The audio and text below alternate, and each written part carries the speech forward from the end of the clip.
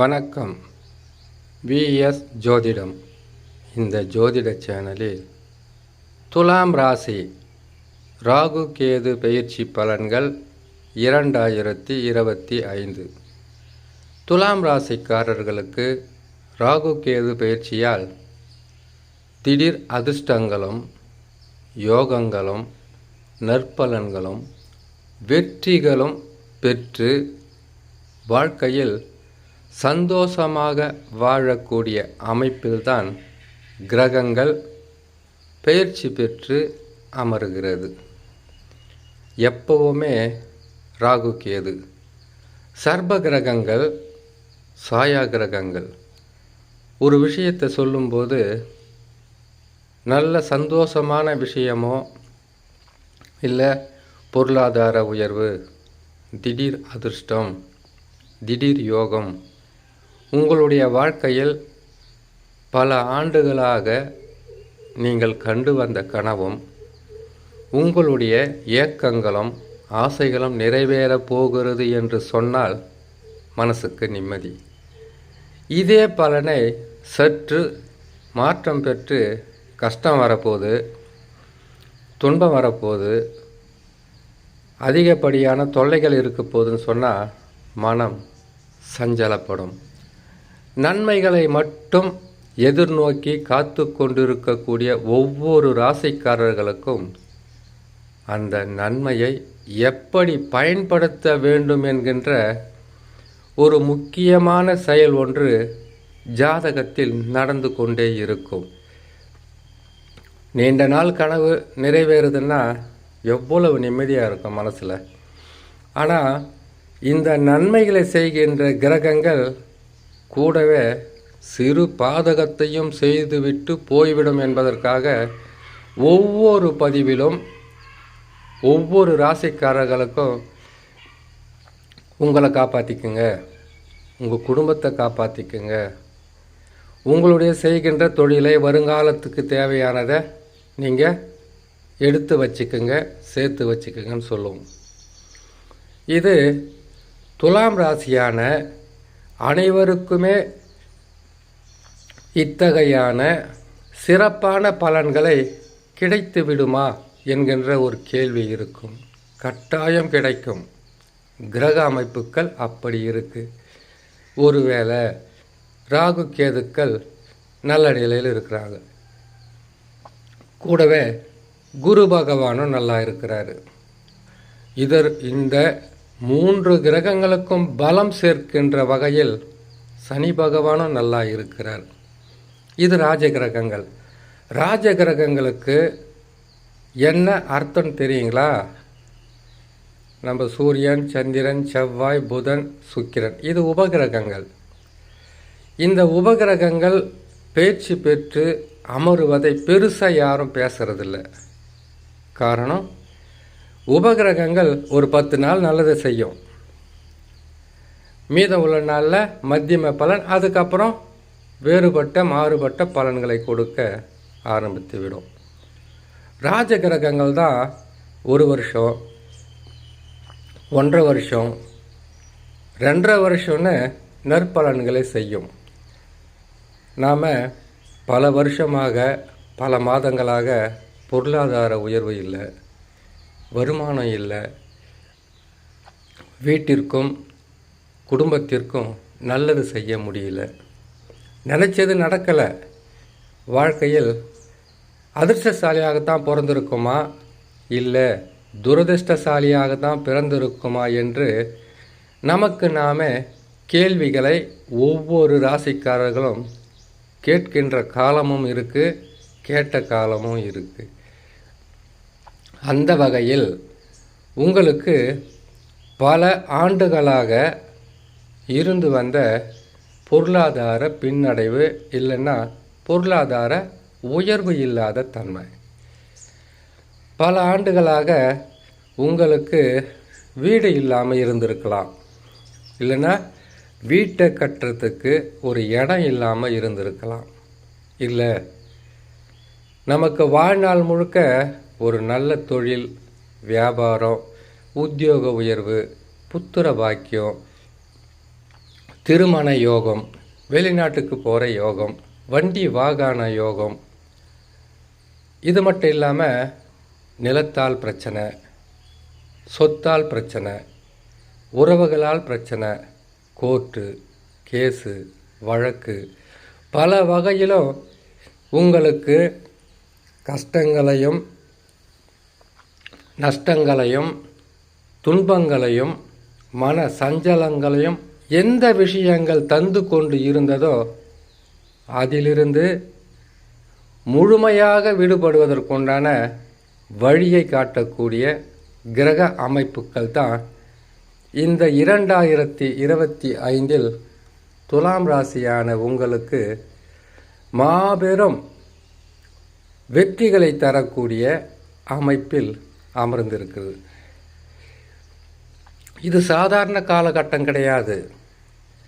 அதாவது ஒரு பிரச்சனையில் நீங்கள் இருக்கிறீங்கன்னாக்கா அந்த பிரச்சனைக்கு பல தடைகள் இருக்கும். ஒரு கடனாக இருக்கிறீங்கனாக்கா அந்த கடனை எத்தனை பேர் உங்களை மன கஷ்டப்படுத்தி அவமானப்படுத்தி பேசியிருப்பாங்கன்னு உங்களால் தான் அதை உணர முடியும், அறிய முடியும். இப்படியெல்லாம் கெடு பலன்களை கடந்த சில ஆண்டுகளாக கிரகங்கள் தந்து வந்தது. ஒருவேளை உங்களுடைய சொந்த ஜாதகத்தில் தசாவை நடத்துகின்ற கிரகம், இந்த கிரகங்கள் பாதகமாக இருந்தால் துலாம் ராசி மட்டுமல்ல 12 ராசிகளில் எந்த ராசிக்காரர்களாக இருந்தாலும் தசா தான் மிகவும் வலிமையாக இருக்க வேண்டும். அப்படி தசாக்கள் சற்று வலிமை குன்றி, அதாவது பாதக தசாவாக இருந்தால் பாதகங்கள் மட்டும்தான் நடக்கும், சாதகங்கள் குறைந்து காணப்பட்டிருக்கும். ஏதோ வாழறேன், கடனுக்காக வாழறேன், கடமைக்காக வாழறேன்னு சொல்கிற மாதிரி தான் உங்கள் வாழ்க்கை இருந்திருக்கும். இதிலிருந்து முற்றிலும் மாறுபட்ட பலன்களாக இந்த பிரச்சனைகளை தீர்க்கக்கூடிய மிகப்பெரிய ஒரு அதிர்ஷ்ட காலமாக இந்த குரு பயிற்சி, சனி பயிற்சி, ராகு கேது பயிற்சி துலாம் ராசிக்காரர்களுக்கு அமைய போகிறதுன்னா நம்பவா போகிறீங்க? நம்புங்க. ஜோதிடத்தில் இந்த கிரகங்கள் பயிற்சி பெற்று இந்த ஸ்தான பலத்தில் அமரும்போது இப்படியெல்லாம் நற்பலன்களை கொடுக்க வேண்டும் என்பது கட்டாயமாக நடக்கும். இது நாம கண்டுபிடிச்சி துலாம் ராசிக்காரங்களுக்கு யோகமும் அதிர்ஷ்டமும் வரப்போகுதுன்னு சொல்கிறதில்ல. பாவகிரகம்னா யார்? சூரியன், செவ்வாய், சனி, ராகு, கேது. இவர்களுக்கு மிகவும் நற்பலன்களை இந்த கிரகங்கள் தர வேண்டுமென்றால் துலாம் ராசி இல்லையா நீங்கள்? துலாம் ராசிக்கு 3ஆம் இடத்தில் அமரணும், துலாம் ராசிக்கு 6ஆம் இடத்தில் அமரணும், துலாம் ராசிக்கு 11ஆம் இடத்தில் அமரணும். இந்த 3 இடங்கள் மட்டும்தான் பாவ கிரகங்கள் என்று சொல்லக்கூடிய சூரியன், செவ்வாய், சனி, ராகு, கேதுக்களுக்கு மிகவும் சிறப்பான பலன்களை தரக்கூடிய இடமாக சொல்லப்பட்டிருக்கு. சுபகிரகங்களுக்கு இப்போ குரு பகவான் ஒரு சுபகிரகம், அவருக்கு ராசிக்கு 2, துலாம் ராசியில் இருக்கீங்க இல்லையா, உங்கள் ராசிக்கு 2, துலாம் ராசிக்காரர்களுக்கு 5, துலாம் ராசிக்காரர்களுக்கு 7, துலாம் ராசிக்காரர்களுக்கு 11, துலாம் ராசிக்காரர்களுக்கு 9. இதுதான் சொல்லப்பட்டிருக்கு. இந்த காலகட்டங்களில் இந்த கிரகங்கள் அமர்ந்தால் குடும்பத்தில் பெருசாக பிரச்சனை இருக்காது, மனக்குழப்பம் இருக்காது, வீணான மன சஞ்சலம் இருக்காது. நீங்கள் தொட்டது துலங்கும், நினைச்சது நடக்கும், கேட்டது கிடைக்கும். ஆனால் இதற்கு பின்னால் ஒரு ரகசியம் மறைந்து கொண்டே இருக்கும். பணம் என்பது எப்போவுமே கையில் சரளமாக புரளக்கூடிய காலகட்டம் கிடையாது. அந்தந்த காலகட்டத்தில் வரும் மழை பொழிவது போல இந்த மாதத்தில் மழை, இந்த மாதத்தில் பனி, இந்த மாதத்தில் வெயில், இந்த மாதத்தில் காற்று என்று சொல்வது போல உங்களுக்கு பணம் வருகின்ற வழிகளை காட்டக்கூடிய கிரக அமைப்புகளாகவே அனைத்து ராஜ கிரகங்களும் அமர்ந்திருக்கு. இந்த பொன்னான காலத்தை பயன்படுத்தி உங்களுடைய வாழ்க்கைக்கு மிகவும் தேவையானது எதுவோ அதை மட்டும் செய்யுங்க. எதுக்காக உங்களுக்கு உங்களுடைய தேவைகளை மட்டும் செய்துக்குங்கன்னு சொல்கிறேன்னு கேட்டிங்கன்னாக்கா, 11 என்பது கேது பகவான் அமருகின்ற இடம். நீங்கள் வேலை செய்கிற இடத்துல, இல்லை உத்தியோகம் செய்கிற இடத்துல, வியாபாரம் பண்ணுற இடத்துல, தொழில் செய்கிற இடத்துல, குடும்பத்தில், இல்லை வெளியில் போகிறீங்க வர்றீங்க, எங்கேயாக இருந்தாலும் உபஜயஸ்தானம் என்பது 1க்கு 10 மடங்கு லாபங்களை கொடுக்கின்ற ஸ்தானம். இதுவே உபகலத்திர ஸ்தானம்னு சொல்லுவாங்க. உபகலத்திரன்னா உங்களுக்கு புரியுதுங்களா? ஒரு துணை இருக்கும்போது, வாழ்க்கை துணை ஒன்று இருக்கும்போது மற்றொன்றும் வந்து இணைந்து கொள்வது. உபகலத்திர ஸ்தானம்னாக்கா 2வது மனைவி வந்துடுது, 2வது கணவர் வந்துடுறாருன்றதெல்லாம் அர்த்தம் கிடையாது. ஒன்று இருக்கும்போதே இன்னொன்றும் வந்து வாழ்க்கையில் நிம்மதியை குலைச்சிடும். சந்தோஷத்தை நிரந்தரமாக உங்ககிட்ட இருந்து பிரித்து எடுத்துடும். ஒரு வாழ்க்கையே நிம்மதியாக வாழறதுக்கு வழி இல்லாமல் ஒவ்வொருத்தரும் கஷ்டப்படுறாங்க. குடும்பத்தில் எவ்வளோ சிக்கல் இருக்கோ, மன ஒற்றுமை இல்லாமல், நீங்கள் கஷ்டப்படும் போது உதவியாக இல்லாமல், நீங்கள் கண்ணீர் வடிக்கும்போது ஆறுதலாக இல்லாமல், பல துலாம் ராசிக்காரர்களுக்கு பல வகையில் துணைகள் அமைந்திருக்கலாம். ஆனால் இந்த துணைகளால் நமக்கு ஏதாவது ஒரு நிம்மதியான வழி கிடைச்சா போதுமே என்கின்ற நிலையில் மனம் இருந்திருக்கும். இல்லைன்னு சொல்லலை. அதுவும் துலா ராசின்னாவே 2 தராசு இருக்கும். தராசு சின்னம் தானே துலாம் ராசி. 2 தராசு இருக்கு இல்லையா? அப்படின்னா இரட்டை மனம் படைத்தவர்கள்னு சொல்லுவாங்க. இரட்டை மனம்னாக்கா சொல்வது ஒன்றாக இருக்கும், செய்வது இன்னொன்றாக இருக்கும். அதே போல் உங்கள் வாழ்க்கையில் உபகலத்திர ஸ்தானத்தை கிரகங்கள் மாறுபடும் போது கொடுக்கும், அது எடுத்துகிட்டு போடலன்னு சொல்லலை. அந்த இரட்டை வாழ்க்கை என்பது உங்களுக்கு கிடைப்பதற்குண்டான வாய்ப்புகள் கிரக அமைப்புகள் இருந்தால்தான் அமையும். ஏன்னா குடும்பத்தில் குழப்பத்தை உருவாக்குற மாதிரி பதிவாக இருக்கக்கூடாது. கிரக அமைப்புகள் அப்படி இருக்கணும். அப்படி இருந்தால் தான் உங்களுக்கு அந்த மாதிரி ஒரு சந்தர்ப்பத்தை உருவாக்கி கொடுத்துடும். ஜாதகத்தில் இருந்தால் தான். இருந்தாலும் நன்மைகள் நடக்கும்போது நம்மையும் அறியாமல் ஒரு சில தவறுகளை நாம் செய்திருவோம். பல நாளாக இருந்த பிரச்சனைகளை தீர்ப்பதற்கு பிரச்சனைகள் இருக்கும்போது மட்டும்தான் அது மேலே நமக்கு ஞாபகம் இருக்கும். அந்த பிரச்சனைகள் தீர்ந்ததுக்கு பிறகு நம்ம எல்லாமே சந்தோஷத்தில் இருப்போம். சந்தோஷமும் நிம்மதியும் பொருளாதார உயர்வும் நல்ல வருமானமும் இருந்தால் நீங்களாக தேடி போக வேண்டியதில்லை. எந்த ஒரு நன்மைக்காகவும் அதுவாகவே தேடி வந்துடும். அப்படி வரும்போது கடந்த ஆண்டுகளில் நீங்கள் பட்டு வந்த கஷ்டத்தையும் நீங்கள் அனுபவித்து வந்த தாங்க முடியாத பிரச்சனைகளையும் நினைத்து பார்த்தா அதிலிருந்து தூரமாக விலக சொல்லும். நாம் எடுத்த ஒரு விஷயத்தை செய்து முடிக்கணும் என்கின்ற மன உறுதி வந்துடும். இதை நீங்கள் அனுபவத்தில் பார்க்கலாம். ஏன்னா ஒரே ஒரு இது ராசி பலன் தவறாமல் சொல்கிறது, தவறான வழியில் போகாதீங்க, தப்பான வழியில் போகாதீங்கன்னு சொல்கிறதுக்கு காரணம் என்னன்னு கேட்டிங்கனாக்கா, கேது பகவான் கெடுத்து கொடுக்கின்ற கிரகம். அதாவது பொருளாதாரத்தை இழந்துட்டு அதற்கு பிறகு பணக்கார யோகத்தை தருவாரானா அப்படி கிடையாது. அனுபவம் என்கின்ற பாடத்தை கொடுப்பவர் தான் கேது பகவான். அனுபவ பாடங்களை கொடுப்பது மட்டுமல்லாமல் வாழ்க்கையில் பணம், பேர், புகழ் எப்போ வேணாலும் வரலாம். ஆனால் அது வந்தால் நாம் காப்பாற்றிக்கணும் என்கின்ற மிகப்பெரிய ஒரு அனுபவ பாடத்தை கொடுப்பவர் தான் கேது பகவான். ராகு பகவான் அப்படி கிடையாது.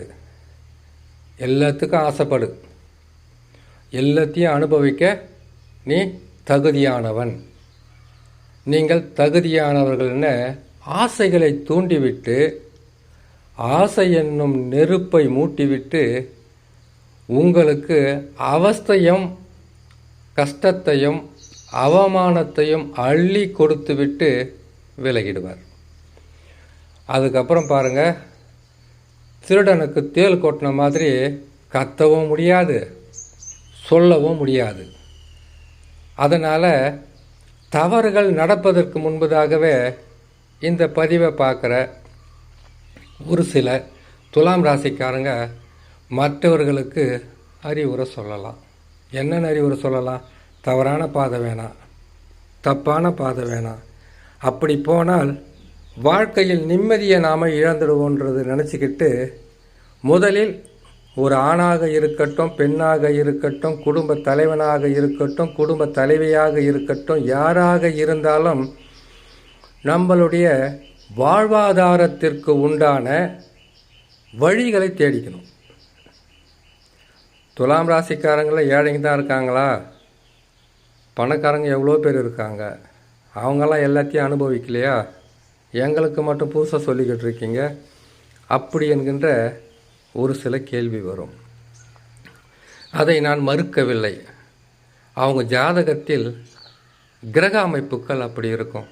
இப்போ துலாம் ராசிக்காரங்கனாக்கா ஒரு வயசுலேருந்து 89, 90, 100 வயசு வரைக்கும் ஒரே பலனை நடக்குது. பலன்கள் வேறுபட்டதாகவும் பலன்கள் மாறுபட்டதாகவும் கெட்டது தான் நடக்க போகுது அப்படின்னு சொல்லும்போது நல்லது நடந்துக்கிட்டு இருக்கோம். இப்போ உங்களுக்கு நல்லது தான் நடக்க போகுதுன்னு சொல்லும்போது கெட்டது நடந்துக்கிட்டு இருக்கும். அது ஜோதிடர்கள் மீது குற்றமோ குறையோ கிடையாது. இதற்கு காரணம் உங்களுடைய சொந்த ஜாதகத்தில் நடந்து கொண்டிருக்கக்கூடிய கிரக அமைப்புகளின் தசா. ஒரு சூட்சம ரகசியத்தை சொல்கிறேன், பொறுமையாக கேட்டுக்குங்க. ஒரு ஜாதகன்றது நல்ல ஜோதிடர் அந்த ஜாதகத்தை பிரித்து பார்த்த உடனே முதல்ல லக்னத்தை பார்ப்பார். லக்னாதிபதி பலமாக இருக்கிறாரான்னு பார்ப்பார். அப்போது அது தரமான ஜாதகம். அடுத்தது ராசியை பார்ப்பார். ராசியை பார்த்த உடனே ராசி என்பது எது? சந்திரன் நிற்கிறது தான் ராசி. லக்ன ஒரு சிலருக்கு லக்னத்திலே சந்திரன் இருப்பார். லக்னாதிபதியும் ராசி அதிபதியும் பலமாக இருந்துட்டாக்கா இது வெற்றி பெறக்கூடிய ஜாதகமாக மாறிடும். அப்புறமா தான் மற்ற கிரகங்கள் கேந்திரத்தில் இருக்கா, திரிகோணத்தில் இருக்கா, உபஜயத்தில் இருக்கா, ஆட்சி உச்சம் பெற்றிருக்கா, நீச பகை பெற்றிருக்கா, 6, 8 அமர்ந்திருக்கா, அஷ்டாங்கம் பெற்றிருக்கா, வர்க்கோத்தமம் பெற்றிருக்கா. அது மட்டும் இல்லாமல் சில நேரங்களில் வக்கரம் பெற்றிருக்கும். ஒரு ஜாதகத்தை பார்க்குறன்றது அவ்வளவு எளிதான விஷயம் கிடையாது. இவ்வளவும் பார்த்துட்டு நடப்பு தசை என்ன நடக்குது, அந்த தசா நடத்தி கொண்டு இருக்கிற கிரகம் ஆட்சி பெற்றிருக்கா, உச்சம் பெற்றிருக்கா. சரி, அந்த தசாக்குள்ளே புத்தின்னு ஒன்று நடக்கும். புத்திக்குள்ளே ஒரு அந்தரம்னு ஒன்று நடக்கும். அந்த அந்தரத்துக்குள்ளே சூட்சம்னு ஒன்று நடக்கும். இவ்வளவும் பார்த்து தான் ஒரு ஜோதிடர் பலனை சொல்லணும். இது எதையுமே பார்க்காம கேது பகவான் 11 இருக்கிறார், குரு பகவான் 9 இருக்கிறார். உங்களுக்கு சனி பகவான் மிகவும் பலமான இடத்தில் அமர்ந்திருக்கிறார். இந்த 4 கிரகங்களில் ஒரு கிரகங்கள் உங்களுக்கு கஷ்டத்தை கொடுத்து வந்தாலும் நஷ்டத்தை கொடுத்து வந்தாலும் மீதம் உள்ள 3 கிரகங்கள் உங்களை கை கொடுத்து காப்பாற்றிடும். இதை வச்சு தான் சொல்கிறது ஜோதிடங்க பணக்கார யோகம். நீங்கள் படுத்துக்கிட்டு இருந்தாலும் அது கொட்டிக்கிட்டு இருக்குன்னு சொல்லுவாங்க. காரணம் கிரகங்கள் பலமாக இருக்கும்போது சொல்லக்கூடிய பலன் அது. அப்படி இருக்கும்போது உங்களுடைய சொந்த ஜாதகத்தில் தசாவே சரியில்லாமல் இருந்தால் கூட வெற்றி என்பது உங்களை தேடி வரும். இந்த நல்ல காலத்தை உங்களுடைய வருங்காலத்திற்காக, உங்களுடைய உடல் நலத்திற்காக, உங்களுடைய குடும்பத்திற்காக, உங்களுடைய சொந்த செயல்களுக்காக பயன்படுத்துங்க. தவறான வழி, தவறான பாதையில் போயிட்டால் இந்த கிரகங்கள் அப்படியே இருக்காது, மாறிடும். உங்களுடைய வாழ்க்கையும் ஏற்கனவே இருந்தது போல கஷ்டங்களை கொடுத்துடும். மிக கவனமாக இருக்க வேண்டும் துலாம் ராசி என்று சொல்லி இன்னொரு நல்ல பதிவில் உங்களை நான் சந்திக்கிறேன். நன்றி, வணக்கம்.